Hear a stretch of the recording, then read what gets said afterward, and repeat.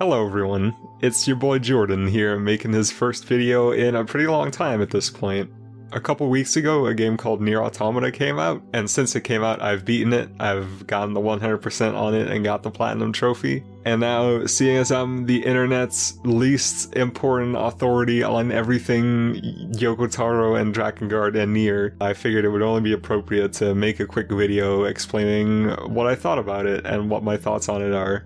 I think on the whole, the game is really good, which is great because 2017 has been a bit of a disappointing year for me with regards to video games. All the big titles that were coming out were just disappointing me one after another. You know, the year started with Resident Evil 7, which I didn't like very much. Then we had Zelda, which most other people liked more than me, and I think I'll probably like it once I get back to it and actually finish it. It's just that the game requires you to dedicate larger chunks of time to it than I've been able to, so maybe I just haven't been able to get the best possible experience out of it. But at the very least, so far, you know, I didn't really get out of Zelda what I was hoping to. And then there was Horizon Zero Dawn, which was sort of the big surprise new IP of the year that a lot of people liked, and I just thought it was really kind of bland and boring. But NieR Automata is really good on the whole. I think if I'd have to score it, I'd give it a 4 out of 5 stars. On the whole, it was super good, but it does have a couple of notable flaws that I think hold it back from really being an all-time classic.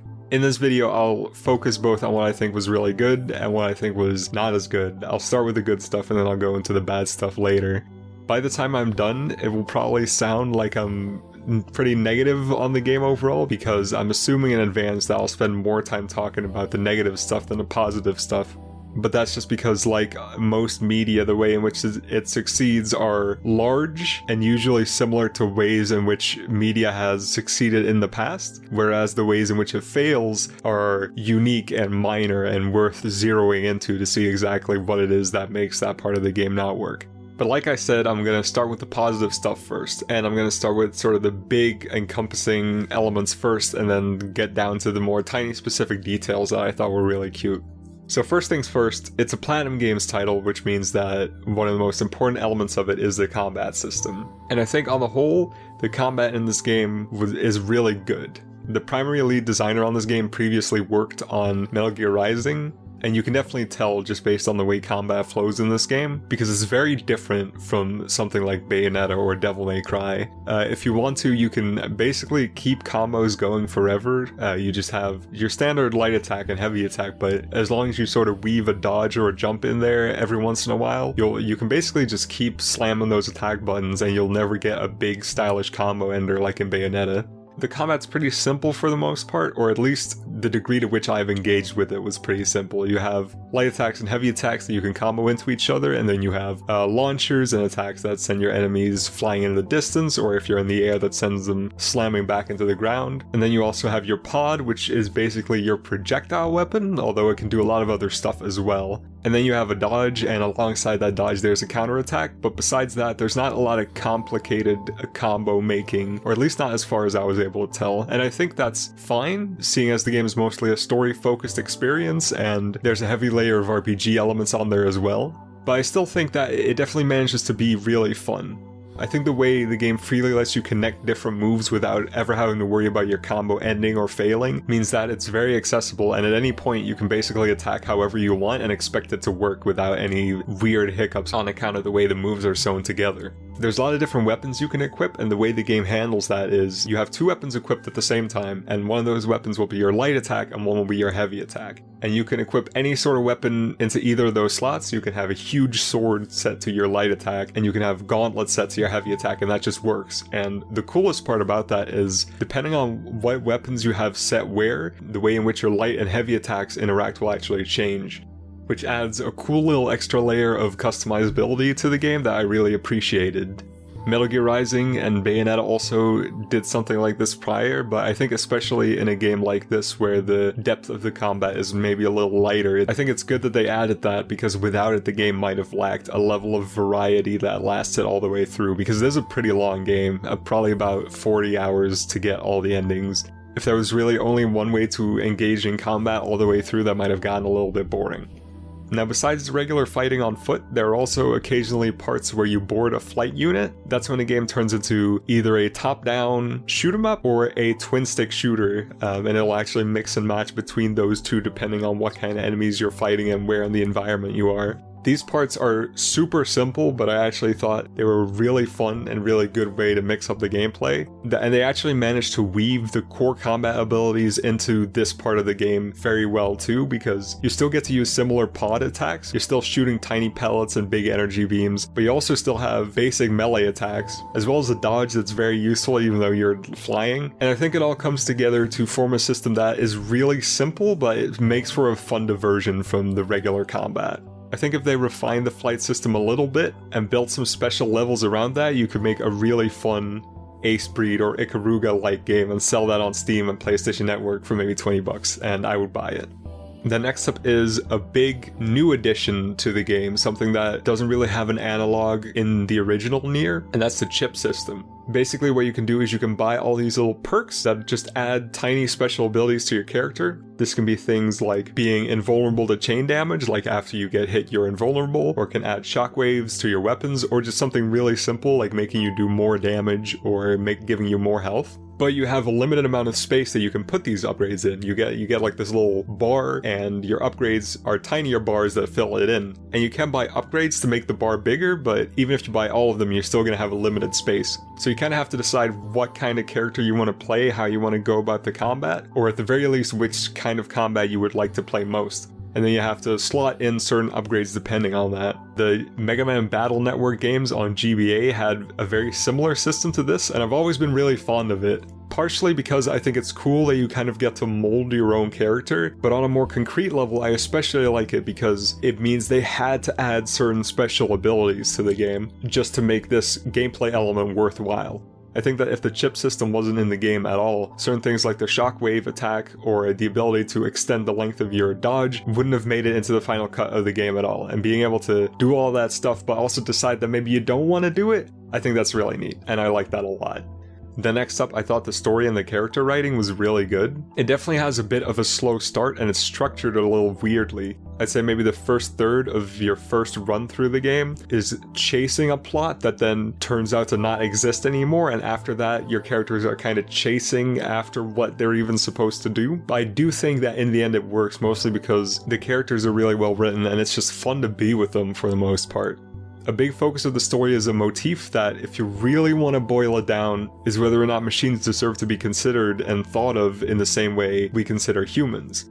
And that's pretty well explored territory in fiction at this point, you know, you have Blade Runner and all that. But I think this game manages to explore it in a pretty unique way, because it doesn't really explore the message itself, it's more so that it explores different caveats of what that question might mean. For example, big sections of the story are dedicated to this idea that androids can reset their own memory at will and however often they want. And certain philosophical questions arise from that, like, what does that mean for an android's own morality, or the morality of the people around them who might be able to reset the memory of others?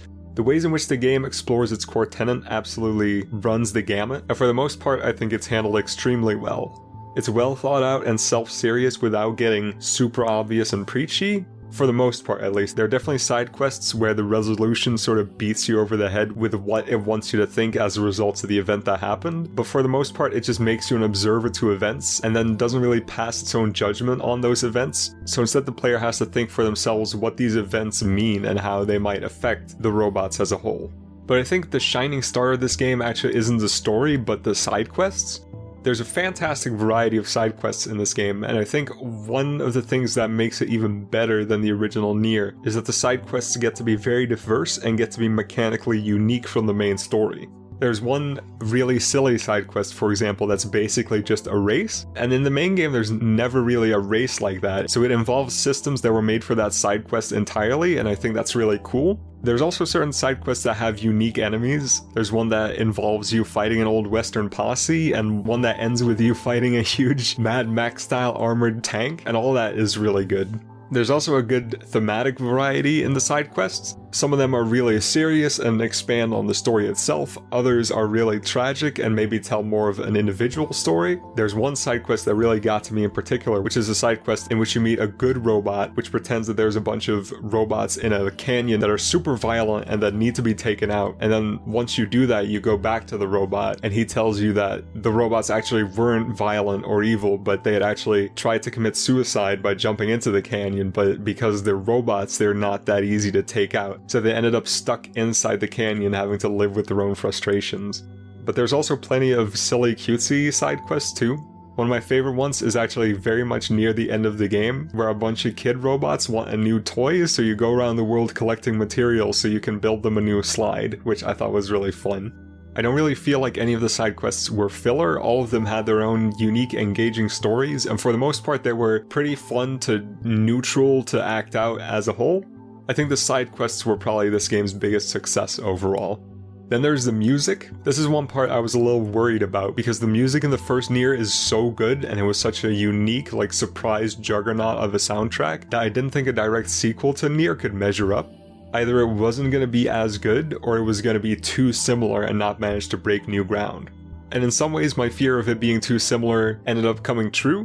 A lot of songs definitely have a similar vibe to the majority of the tracks from the original game. There's still very heavy use of orchestral drums. The same vocalists from the first game came back to do a lot of the singing on this one, but still I think there were a lot of songs in this game that managed to be really good and managed to capture their own feeling. And even though there are also a lot of songs that I think weren't as good, and a lot of songs that maybe just kind of felt like filler and that aren't really worth listening to on their own, I still think that at the very least all of the music manages to set the right tone whenever it's needed.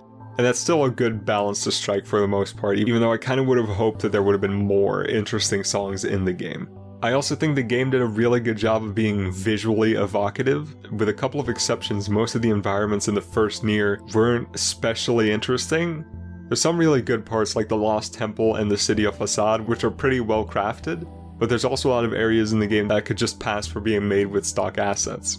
But in NieR Automata, for the most part, the environments managed to look pretty cool. The destroyed city that sort of acts as a hub isn't particularly great, but other than that, I think even the more mundane environments managed to look pretty good. There's a desert that has a lot of really cool stuff going on. There's a factory that has a design that's mostly focused on really tall, thin cylinders, and it also uses a lot of static camera angles to really capture the location very well. But there's also a lot of environments that are just really cool on their own. There's a theme park area that's just a visual spectacle all on its own, and there's this sort of white, overly simple, evil castle area that I thought was really cool as well. The game on the whole manages to strike a really good balance between being believable as taking place in the real world, but also having this strange sense of baroqueness and oddness to it. And in being that, it's not necessarily unique, but it does make for an atmosphere that I think really helps sell the story. And then one last thing that I really like that's pretty minor on the whole, but I got so much enjoyment out of it that I feel like I still need to mention it. I really like that when you're playing as 9S, you can hack into enemies and play as them. I've always really appreciated it when games have alternate playable characters that are entirely ancillary to the core quest of the game, but are still super fully featured. But I especially like it when games let you muck around as minor enemies for basically no reason. One of the lesser Kirby games gives you the ability to go around and possess any minor enemy in the game. And even though on the whole I think the game's not that great, I still really appreciate it for letting you just play as all the enemies and do all the stuff they did. And in this game you can do that too by way of hacking characters as 9S. You can hack basically any non-boss enemy in the game, and it really shows how mechanics driven the game is, that these enemies are all fully featured and that you can walk around anywhere with them and do all their attacks and all that stuff just works. It barely ever plays into the story. I think you only have to hack a robot maybe a grand total of 2 times, but I still managed to have a lot of fun just going around and doing silly stuff with robots. I especially like the one that had the backwards legs. I don't know why, I just thought it was really fun to run around and jump with and just goof around with. Really minor thing that in the end barely makes a difference in the game overall, but I had a ton of fun with it and I'm super glad that they put that in. And now on to what I don't like about the game. There's quite a few minor issues, but I think for the most part, all the little niggling complaints aren't really worth talking about. But I do also think that the game has a couple of major issues that really hold it back from being one good flowing experience, and that occasionally really take a hold of your ability to have fun.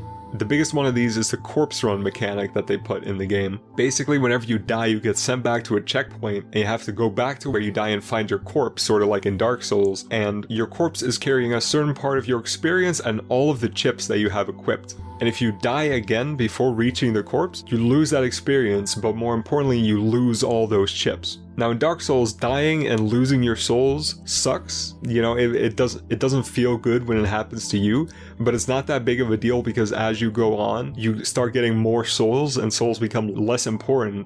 So you can also always just buckle up and carry on. It's never that big of a deal, even if you lose a lot of souls. But in NieR Automata, you have these chips that can be pretty expensive, and you can actually mix and upgrade these chips to make them even better. And you can end up putting a lot of time into acquiring the best chipset possible, and then just lose all of them and be all out of luck. It's easy to circumvent this system just by loading your save file instead of continuing from the checkpoint, but really I just think on the whole it doesn't have a point and it doesn't really add anything to the story. As a matter of fact, I think it actually detracts from the story a little, because it doesn't even really make sense for this mechanic to exist in the first place. The androids are sent in by this highly funded operation. They shouldn't be having to buy these chips in the first place, they should just have all of them. So it's a weird mechanic that I think adds nothing to the game as an experience and only ever serves to frustrate. The game is also a little unclear about where the mechanic comes into play. There were definitely times when I died and I didn't have to do the corpse run on my way back, it would just let me continue like nothing happened. And because of that, I eventually forgot the mechanic even existed and I got myself into trouble because of it. There's a fight pretty late in the game where you have to fight a whole bunch of really tough enemies, and you're in a secluded area so you can't go get healing items. And I died and I lost my chipset, so I was up against these really tough enemies and I had no healing items, and I also didn't have my chips that let me heal anytime I killed an enemy. And the encounter was too tough for me to engage on my own, I was getting demolished. Thankfully, you only lose the chips you have equipped whenever this happens. So I did still have a couple of chips that let you regenerate health if you wait a couple of seconds. But if for whatever reason I had sold those or fused those into other chips, I would have been completely out of luck and I would have probably had to start a new game just to be able to get past that part again.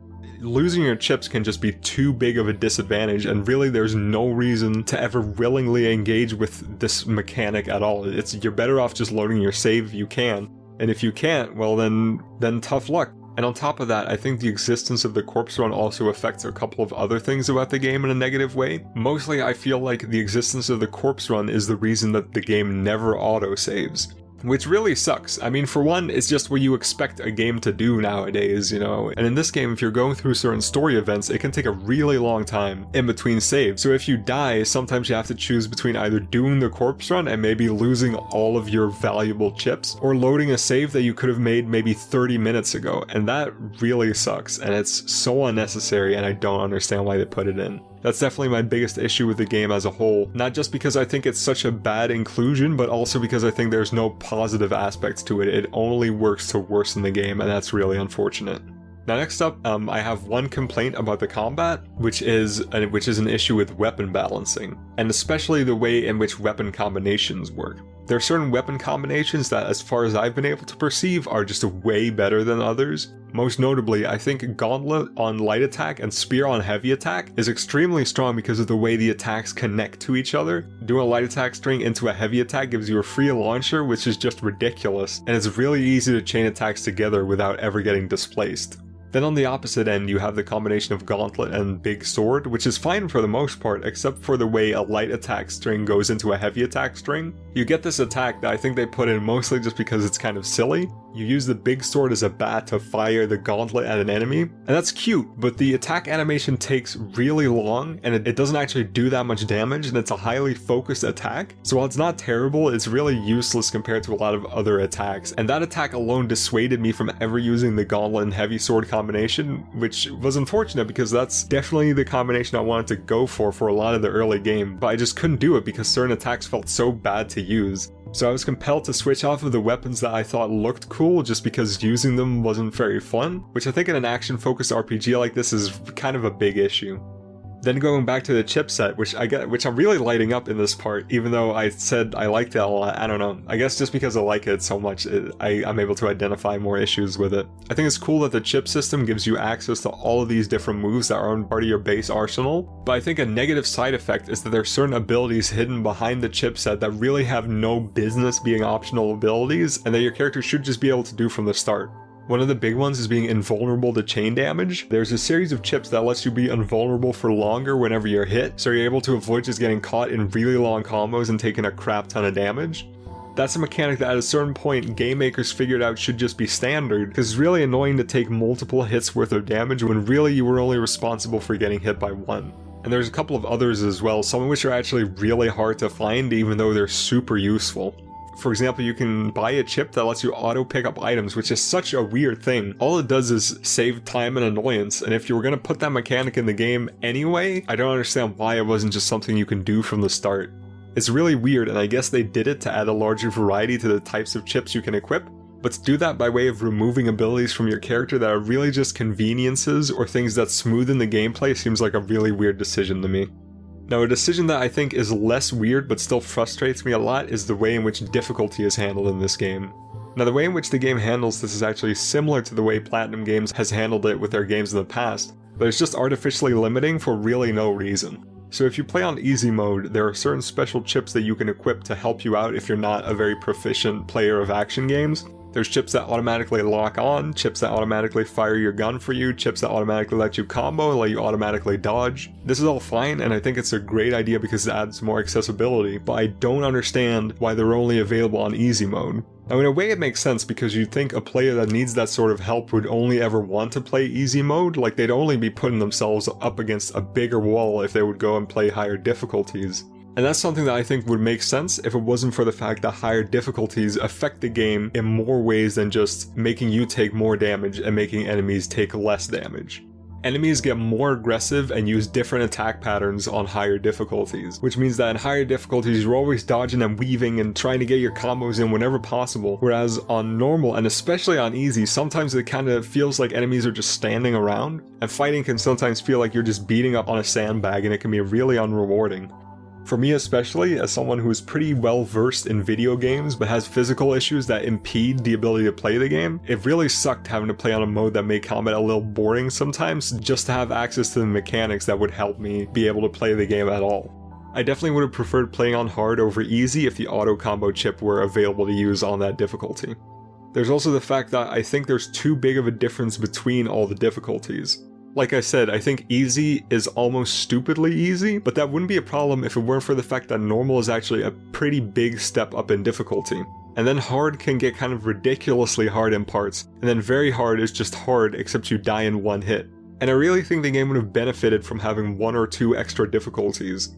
I think all the difficulties individually are fine, it's just that there's too big of a gap between them. I think easy mode should have maybe been very easy, and then there should have been an easy mode that has enemies acting the same as they do in normal mode but do less damage and take more damage. And I guess the same goes for making hard very hard and then putting a new hard mode in that's maybe the same as the current hard mode but where you don't take quite as much damage. And then the current very hard mode should probably just be impossible or like super ridiculously hard or something. Because in a game like this, dying in one hit really shouldn't be a difficulty that has a name that makes it still sound pretty approachable. Like, yeah, I'm a super good elite gamer, I can handle very hard, it's gonna be fine. And maybe it is, but it really is just like a total brick wall of a difficulty. I think to just name that very hard is being a little bit disingenuous. Like, it definitely should have had a more extreme descriptive name. But I think for the most part there's just too big of a gulf between the different difficulties, and I think some extra wiggle room there would have been really nice. Another issue entirely is the way the quick travel system works. This isn't just one small issue, it's a couple of different issues working together to really make traveling around the map more cumbersome than it needs to be. There's about 24 save spots spread around the world, and you can quick travel between these. Now, one of the issues with this is that I think it's not a good decision to not let you quick travel from anywhere to any of these save points. You have to go to one to be able to travel to another, which is occasionally really annoying because a lot of them are actually spread pretty far apart. So maybe you have to travel to a certain spot and you can be somewhere where you have to run a good 2 or 3 minutes just to get to a safe spot just so you can get to the other place on the map. I think that's a really unnecessary waste of time that didn't have to be in a game that has a quick travel system like this anyway. But there's also the fact that it actually takes quite a long time for the quick travel to be available to begin with. I want to say you get about halfway through the first playthrough of the game before you're even allowed to quick travel at all, and before that you just have to run all over the world. And it's a pretty big world map and you don't run that fast, so it can really suck from time to time, especially if you want to do a lot of side quests. You can spend 5-10 minutes just running around, back and forth, not really engaging with the game in any meaningful way just because the quick travel system arbitrarily hasn't been made available to you yet. Now there's another fast travel option available to you, which is the animals that you can mount.